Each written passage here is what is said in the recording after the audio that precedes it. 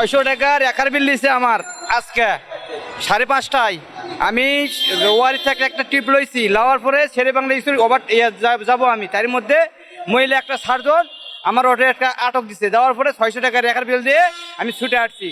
টাকাটা হালাত করে নিয়েছি আমি একজনের থেকে, নাহলে গাড়িটা আমাকে ডাম্পিং দিত বেটারা। কত টাকা রোজগার করেছেন আজকে? আজকে উৎকার 200 টাকা করার পর আমার গাড়িটা ধরা খাইছে, 600 টাকা হালাত করে রেখার বিল দিয়েছি আমি। সংসারে বাজার করে কিভাবে নেবেন? আর বাজার এখন এই হালাদি টাকা দেওয়ার পরে অবশ্য যে আমি 200 টাকা থাকতে পারে, এটা বাজার করে খামো আজকে। এই যে রেকার বিলটা করে, এই টাকা কোথায় যাচ্ছে? আর এই টাকা এখন পুলিশ প্রশাসন নিচ্ছে আমাকে থেকে রেখার বিল দেখে।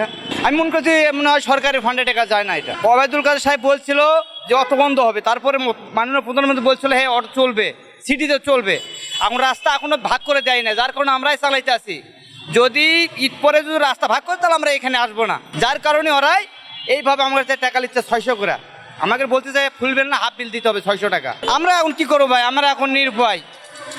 এখন হয়তো বা অন্য কর্মকারী খাইতে হইব, এই জীবন জীবিকাতে চলতে হইব, আমাদের জীবিকাটাতেও চলতে হইব আমাদের।